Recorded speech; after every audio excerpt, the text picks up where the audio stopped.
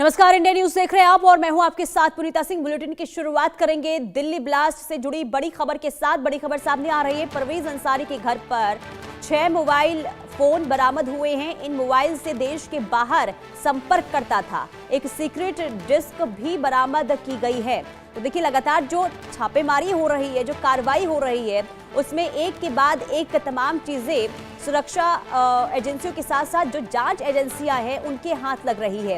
ये बहुत बड़ी खबर सामने आ रही है। परवेज अंसारी जो शाहीन अंसारी का भाई है, जिसे एटीएस ने गिरफ्तार किया है, अब इसके घर से 6 मोबाइल फोन बरामद हुए हैं, जिससे ये खुलासा हुआ है कि ये इसी फोन के जरिए देश से बाहर संपर्क किया करता था। लेकिन संपर्क आखिर किससे करता था, किससे बातचीत होती थी, और ये 6 फोन आखिर किसके लिए इस्तेमाल किए जा रहे थे? तमाम ऐसे सवाल हैं जिसे खंगालने में अब जांच एजेंसियां जुटी हुई है। तो परवेज अंसारी जिसकी गिरफ्तारी, और आपको बता दें कि शाहीन अंसारी का ये भाई है, यानी कि अब शाहीन अंसारी के साथ साथ उसके भाई, छोटा भाई है ये परवेज अंसारी, जिसकी गिरफ्तारी हुई है। पूछताछ के साथ साथ घर में भी लगातार छानबीन चल रही है, जिसमें 6 मोबाइल फोन बरामद हुए हैं और इन मोबाइल से देश के बाहर ये संपर्क किया करता था।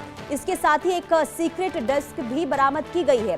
परवेज से इंटरनेशनल कार्ड भी मिला है। कुल मिलाकर देश के अंदर रहकर, यानी कि भारत में रहकर, ये किस तरीके से विदेशों से संपर्क करता था और क्या किसी आतंकी संगठन से बातचीत हुआ करती थी, और आखिर किसके जरिए, यानी कि कहां से इसके लिंक जुड़े थे? तमाम ऐसे सवाल हैं जो अभी सवालों के घेरे में हैं। लेकिन इस राज से भी जल्द ही पर्दा उठने की संभावना है, क्योंकि एक्शन में इस वक्त एनआईए, एटीएस और लगातार छापेमारी, जहां से लगातार लिंक जुड़ते हुए नजर आ रहे हैं, वहां एक्शन भी लगातार अब तेजी के साथ बढ़ती हुई नजर आ रही है।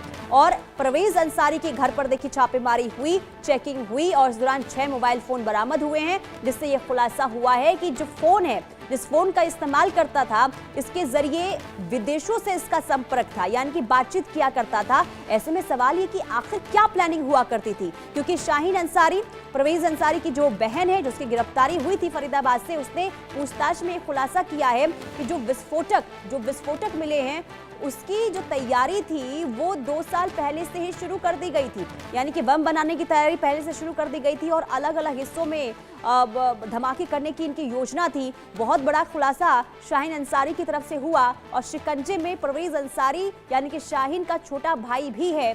अब उससे भी पूछताछ हो रही है, और पूछताछ में भी अब परवेज जो है वो एक एक राज उगलता हुआ नजर आएगा, क्योंकि जांच एजेंसियां बिल्कुल भी अब किसी भी तरीके से कोताही नहीं बरतना चाहती, और यही वजह है कि लगातार एक्शन मोड में, क्योंकि खुद प्रधानमंत्री नरेंद्र मोदी इस पूरी वारदात पर, इस पूरी घटनाक्रम पर नजर बनाए हुए हैं, और यही वजह है कि एक्शन भी जबरदस्त तरीके से देखने को मिल रहा है। लखनऊ से लेकर फरीदाबाद, फरीदाबाद से दिल्ली, दिल्ली से लेकर जम्मू कश्मीर में इस वक्त लगातार एजेंसियों का एक के बाद एक ताबड़तोड़ एक्शन और गिरफ्तारियां भी हो रही है। खास करके अहम बात ये, अगर हम परवेज अंसारी की बात करते हैं तो देखिए, ये भी काफी पढ़ा लिखा था, प्रोफेसर था, ये डॉक्टरेट था ये, लेकिन इसके बावजूद भी कैसे ये आतंक की जाल में फंसा, आतंक की दुनिया से इसका कनेक्शन बना, ये बहुत बड़ा सवाल है। यानी कि अगर पढ़े लिखे लोग इस तरीके से आतंकी संगठन के कनेक्शन में आएंगे, अगर उनका ब्रेन वॉश इस तरीके से होगा, तो जो पढ़े लिखे नहीं है उनका क्या? यानी कि वो तो आसानी से फिर मान जाएंगे। और देखिए, तस्वीर सामने आ चुकी है, यही तस्वीर हम आपको दिखा रहे हैं, जो परवेज अंसारी के घर से बरामद की गई फोन की तस्वीर है। ये 6 फोन और इंटरनेशनल सिम कार्ड बरामद हुए हैं। इसके अलावा सीक्रेट डिस्क भी बरामद हुई है। यानी कि इन्हीं फोन के जरिए प्लानिंग की जाती थी और साथ ही साथ साजिश रची जाती थी। लेकिन सवाल ये कि आखिर संपर्क किस किस से था, कहां था, कहां बातचीत परवेज अंसारी की हुआ करती थी? तमाम ऐसे बड़े सवाल है, क्योंकि 2 साल से इनकी साजिश जो है वो चल रही थी, प्लानिंग चल रही थी,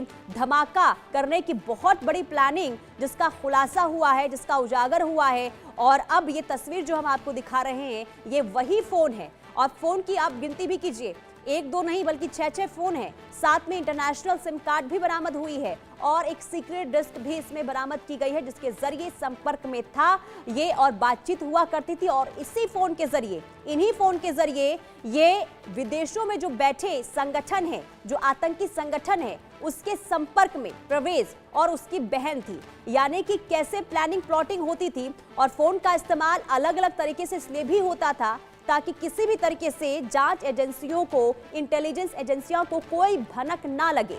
लेकिन उनकी सारी की सारी जो प्लानिंग है वो धराशायी हो गई है।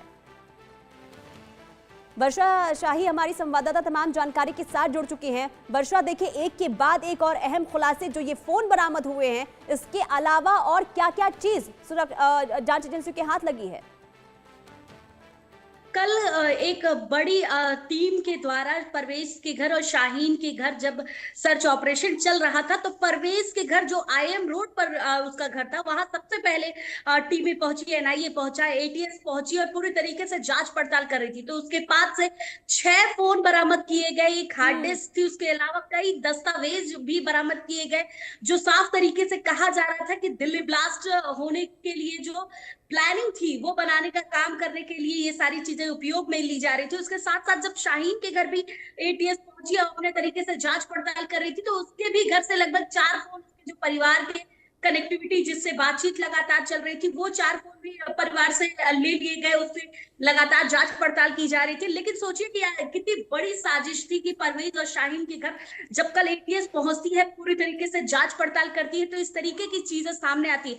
क्योंकि परवेज की गिरफ्तारी एटीएस के द्वारा कर ली गई थी। परवेज से पूरी तरीके से पूछताछ जब की जा रही है एटीएस के द्वारा कि आखिर किस तरीके से वो दिल्ली ब्लास्ट में शामिल था, कैसे वो प्लानिंग किया करता था, कैसे इन फोनों से जो संचालन था वो किया जाता था। क्योंकि सारे के सारे फोन आप देख रहे होंगे कि कीपैड फोन है, कीपैड फोनों का यूज किया जाता था, अलग अलग सिम कार्ड थे इनके पास, अलग एक हार्ड डिस्क थी। इसके अलावा बहुत सारे ऐसे दस्तावेज भी बरामद हुए हैं जिसमें साफ तरीके से कहा जा रहा है कि पूरी प्लानिंग बना रखी गई थी कि आखिर कैसे विस्फोट करना है, कैसे क्या चीजें करनी है। क्योंकि ये सोची समझी साजिश थी जिसको सही से अंजाम नहीं दिया गया, लेकिन कहीं ना कहीं जल्दबाजी में जो हमला हुआ, जो ब्लास्ट हुआ, वो जरूर कर लिया गया। लेकिन उसके बाद भी अब एनआईए, एटीएस सब मिलकर अब ये तफ्तीश कर रहे हैं, तलाश कर रहे हैं कि आखिर और क्या क्या चीजें इनके पास हो सकती है और किस तरीके से इनके द्वारा ये सारी चीजें निकालकर इनसे पूछताछ की जा सकती है।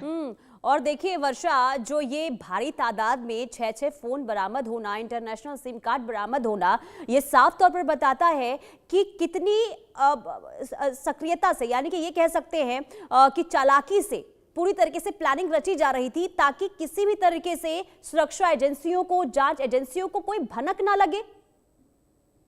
देखिए, बिल्कुल जिस तरीके से ये प्री प्लानिंग चल रही थी और काफी समय पहले से ये बताया जा रहा था कि शाहीन और परवेज, क्योंकि व्हाइट कॉलर टेररिज्म का एक शिकार होना, और कहते हैं कि पढ़े लिखे लोग शायद इन सब चीजों का शिकार जल्दी नहीं होते, लेकिन इस तरीके की चीजों में शिकार होना, इस तरीके की प्लानिंग करना और प्लानिंग करने के साथ साथ इतने सालों से अलग रहना और फिर उसके बाद इस सारी चीजों में कहीं ना कहीं नाम आना, फिर उसके बाद इतनी सारी चीजें खुलकर सामने आना। देखिए, एटीएस अपने तरीके से जांच पड़ताल कर रही है।